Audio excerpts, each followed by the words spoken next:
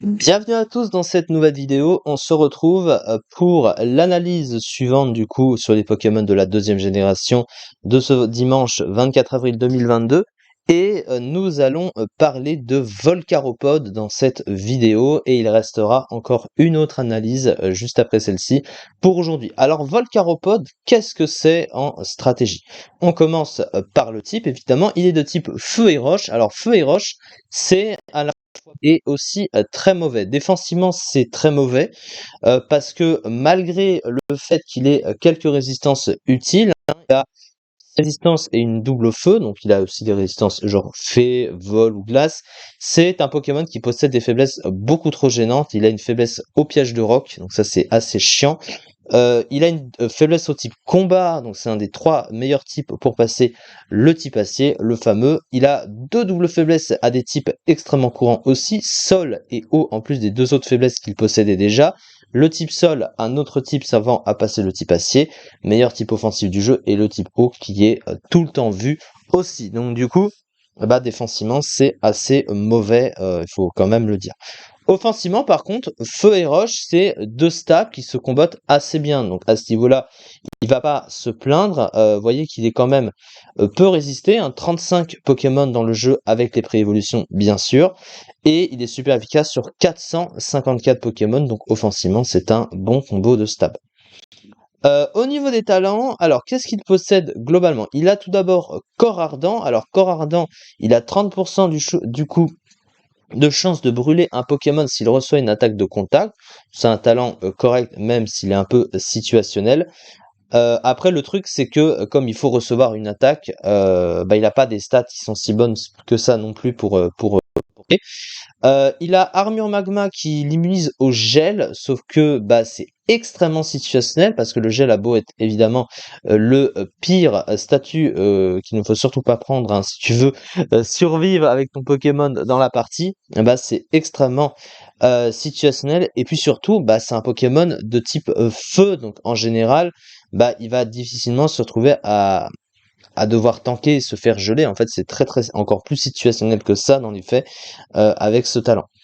Et enfin, pour finir, il possède Weak Armor. Alors, Weak Armor, c'est armure rouillée. En gros, s'il prend une attaque physique, il baisse sa défense d'un cran et augmente sa vitesse de 2 crans. C'est pas vraiment adapté parce que, eh ben, en fait, il a sa meilleure statistique, c'est la défense, et s'il la baisse, bah, c'est dommage.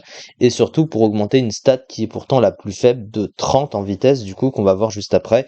Parce que même à plus d'1 en vitesse, eh ben, il resterait relativement lent. Donc ça nécessiterait à ce qu'il utilise ce talent plusieurs fois, au risque de prendre des coups, et il n'a pas les stats évidemment pour s'en servir. Les statistiques, du coup, eh ben, elles sont pas incroyables. On est d'accord, elles sont même assez mauvaises sur plusieurs points. Alors, sa plus haute statistique que j'ai citée, sa défense de 120 est bonne, mais à côté, bah, son bulk est vraiment mauvais. Hein. Il a 60 en PV et 80 en défense spéciale, donc avec une base PV aussi faible, du coup, ça nerf beaucoup. À côté de ça, qui est triste, c'est qu'il a une attaque extrêmement nulle de 50 alors qu'il aurait profité à avoir une bonne attaque physique à côté de son attaque spéciale qu'il utilise, enfin qui par rapport à son move pool serait moins utilisable. 90 en attaque spéciale, du coup, c'est pas mauvais, mais pour un Pokémon offensif, ça reste pas fou. Et il a une vitesse de merde avec seulement 30, et même avec des boosts en vitesse, c'est parfois insuffisant pour lui permettre d'au moins dépasser quelques Pokémon défensifs. Vous voyez, je parle pas de Pokémon offensifs, je parle de Pokémon défensifs, parce que à ce niveau-là, il y en a beaucoup, même défensifs, qui le dépassent. Donc évidemment, c'est compliqué à ce niveau-là. Qu'est-ce qu'il a au niveau du move pool? Et il a quand même de très bonnes choses dans son move pool qu'il faut citer. Alors au niveau des stabs, il a aucun bon stab rush spécial, il ne possède pas rayon gemme. Les stab rush qu'il possède, ils sont physiques, mais il a une attaque de merde sur le physique, d'où le truc, d'où la chose que j'ai dit, hein, le fait que ce soit assez dommage que ses stats soient pas adaptés à ce niveau-là. Il possède quand même des trucs utiles, il a accès à un bon move de soin puisqu'il a soin, donc voilà, il va pas se plaindre. Il a également accès à exuviation, alors qui nerf son bulk malheureusement, mais au moins ça lui permet d'augmenter sa vitesse, son attaque spéciale et son attaque de 2 crans pour chaque stat. Donc voilà, hein, c'est moins pire, ça reste évidemment un des meilleurs moves de boost du jeu, donc il va pas se plaindre. Il a accès assez stable sur le spécial, il a déflagration ou lance-flamme en fonction de ce que tu préfères utiliser. Peut-être plus lance-flamme parce que c'est plus précis et que ça a plus de points de puissance, donc sur la durée d'un match, ça peut être plus avantageux. Il a Telluri Force qui lui donne un combo de type assez intéressant, mais c'est dommage parce qu'il y a complètement un stab qu'il ne peut pas utiliser et le type feu est un moins bon stab que le type roche, donc il aurait peut-être plus profité d'avoir une bonne attaque de type roche sur le spécial, genre rayon gemme. La seule qu'il possède à ce niveau-là, c'est pouvoir antique, mais bon, une attaque qui a seulement 60 de puissance, fera parfois moins de dégâts même avec le stab, et pourtant ça fait 90 de puissance que d'autres attaques. Par exemple, lance-flamme fera plus de dégâts avec le stab que pouvoir antique avec le stab. Donc c'est terrible à dire, mais c'est ça. Surtout qu'en plus, ça a une chance de brûler là où l'autre est plus situationnel. Bon, après, ça reste ça quand même, hein, il peut pas se plaindre, mais c'est dommage. Il a aussi accès au piège de roc, hein, évidemment, faut le noter.